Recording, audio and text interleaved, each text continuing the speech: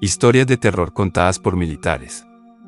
Me pasó igual, estaba en un curso de adiestramiento en Honduras para ascender, me tocaba hacer imaginaria o turno en las barracas, y recuerdo que habíamos 2 soldados en guardia en aquella barraca. De un extremo del cubículo vi que un recluta de quien estaba a cargo, se levantó de su cama y empezó a caminar a la parte trasera de la barraca hacia otra cama ubicada al final. Lo seguí en lo que caminaba, pero este iba algo agachado. Cuando ya iba cerca de él se subió sobre la cama del recluta y vi que lo que seguía era un espanto. Hermano, eso es feo sentirlo. Mi tío nos contó una historia que le pasó. Él estaba en el cuartel militar primero cerca del Toreo y básicamente le tocó la peor época, la guerra total contra los Zetas en Tamaulipas. La situación era horrible, literalmente un cartel le declaró la guerra al gobierno y cuando estaban desplegados, por así decirlo, no podían salir de sus cuarteles. Ellos y los federales respondían a los llamados de ayuda de la policía como si fueran policías comunes.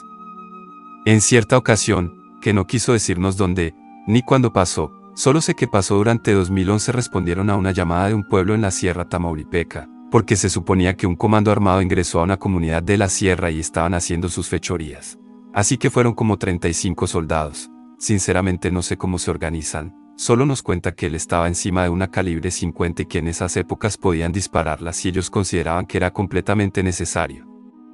Como a 10 minutos de llegar a la comunidad, una no muy grande, de según dice él como de 200 o 300 personas, vio varias personas en medio de la carretera de terracería sin lámparas, asustadas, con pocas cosas. Se pararon a preguntar, muchos les dijeron que no fueran ahí, que mejor les ayudaran a llegar al pueblo más cercano. Como 2 camionetas se quedaron con ellos pidiendo refuerzos y los otros fueron para el pueblo, obviamente para ver a quién podían rescatar, porque según las personas ya todos estaban muertos en el pueblito chiquito.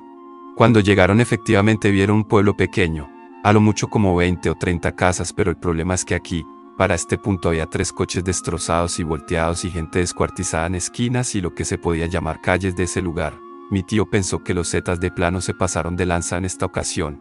Mínimo él contó como 25 muertos despedazados. Llegaron a una casa que prendió sus luces cuando vieron llegar las camionetas del ejército. Los dueños de la casa les contaron que no fueron los Zetas, fue algo que parecía una araña pero que gritaba como persona. Obvio no les creyeron porque tal vez estaban en shock por lo que vieron, pero resulta que un amigo suyo que le decían Campeche empezó a disparar a una casa, y mi tío apuntó la calibre 50 pensando que eran los malos y él nos dice que ojalá hubieran sido ellos. Ante él vio como una especie de araña fácilmente del tamaño de una camioneta, estaba enfrente de una de esas casas. Él dice que se quedó casi sordo en ese momento después de la tremenda balacera que se armó. No sabe si de verdad le hicieron daño o si esa cosa se espantó por los plomazos. Pero gritó fuerte y se fue. Llegaron los refuerzos ya en la mañana y ayudaron a todo el pueblo a vaciarse. Les dijo su sargento que su teniente y sus mandos les pidieron que no dijeran nada y que lo que pasó en ese pequeño pueblo o comunidad pasará como un enfrentamiento contra los carteles. Pero ahora es bien sabido que en la Sierra de Tamaulipas y ciertas zonas rurales, ni los sicarios de ningún cartel quieren entrar por miedo a algo. Quién sabe si consigo que mi tío me diga dónde fue o por lo menos el municipio. Voy y hago un video, pero va a ser difícil ya que no lo veo mucho ya que ahora está casado y no le gusta recordar esa anécdota del ejército. Saludos a todos los militares y exmilitares. Mi nombre es Luis Mariscal y fui soldado durante 6 años. Me di de alta en Chihuahua en el 35B Batallón, 100% operativo, pero mi historia sucedió en la Baja California Sur. La historia es algo corta pero igual de impactante y es verdadera. Todo sucedió en una noche que después de andar todo el día patrullando el terreno semidesértico con algunas palmeras dispersas, ya bajaba el sol y pronto anochecería, íbamos en un Hammer, al mando de un subteniente. Los otros 2 pelotones con sus sargentos se fueron por distintos lugares para abarcar más terreno de patrullar. Bueno, el caso es que en algún punto retirado se alcanzaban a ver unas ruinas de adobe al parecer abandonadas. El subteniente nos dijo que ahí pasaríamos la noche y al día siguiente continuaríamos con la patrulla. Cuando llegamos vimos que la construcción era como tipo hacienda, grande y con muchos cuartos, un patio central, y efectivamente todo eran ruinas y con mucha maleza seca por todos lados. Pero en el fondo se alcanzaba a ver un pequeño cuartito donde solo había un garrafón pequeño de petróleo, y hacia allí nos dirigimos. Cuando íbamos llegando notamos que en la entrada del pequeño cuarto había 2 perros negros acostados uno a cada lado de la puerta. Solo se enderezaron y se nos quedaban mirando con su brillosa mirada, pero nunca nos ladraron ni se movieron de sus lugares.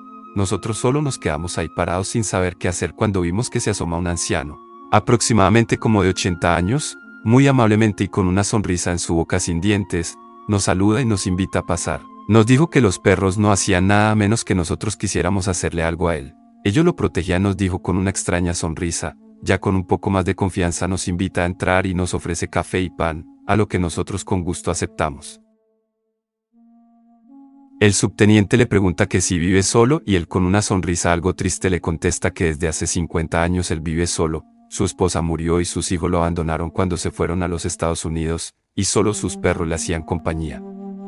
La plática transcurrió más o menos por una hora, el comandante nos dice que es hora de irnos a dormir. Le pide permiso al anciano para pasar ahí la noche, el cual le contesta que no hay problema, que le dará gusto, ya que hace años nadie lo visitaba. Entonces se establece la seguridad y los demás pues a dormir. Y así transcurre la noche. Al día siguiente, cuando ya estaba claro, nos levantamos y comenzamos a guardar los tendidos. En eso vemos a dos soldados que miraban hacia adentro de un cuarto sin techo y se decían algo entre ellos. Nos acercamos y lo que vimos nos dejó helados en medio del cuarto. Un ataúd de madera, hierbas por todos lados, se veía viejísima la madera y ya podrida. No encontrábamos palabras, pero menos explicación tuvo lo que pasó después. Nos dirigimos al cuartito donde estuvimos la noche anterior tomando café y platicando con el anciano, para preguntarle sobre el ataúd. Cuando llegamos la sorpresa fue que no había nada. Solo una estufa de leña ya podrida por el tiempo y llena de polvo, hierbas por todos lados, un techo caído, en general una casa en ruinas. Madera podrida era lo único que había, y de los perros no se veía dónde estaban. Nos quedamos congelados con un frío sudor que bajaba por la frente, y temblando de pies a cabeza. Nadie dijo nada, no había palabras. El comandante simplemente dijo: súbanse al carro y vámonos. Nos subimos y nos comenzamos a retirar. Cada vez veíamos más lejos las ruinas de aquella mini hacienda abandonada. Más adelante llegamos a una casa, nos detuvimos a pedir agua y un señor nos atendió. El comandante le preguntó si sabía algo sobre aquel anciano, a lo que el señor se quedó callado, y tras dudar un poco comenzó a decir un poco extrañado: hace muchos años ese lugar fue una hacienda muy próspera, ya tiene más de 60 años abandonada, que nadie ha vuelto a vivir ahí, pero del ataúd no supo qué decir. Ya han pasado 22 años de esta experiencia en la Baja California Sur, y hasta el día de hoy lo recuerdo como si fuera ayer. El brillo en los ojos de aquellos perros y la voz clara de aquel anciano, que amablemente nos invitó a tomar café. Todo esto sucedió una fría noche de noviembre. Para más videos como este, suscríbete y dale like.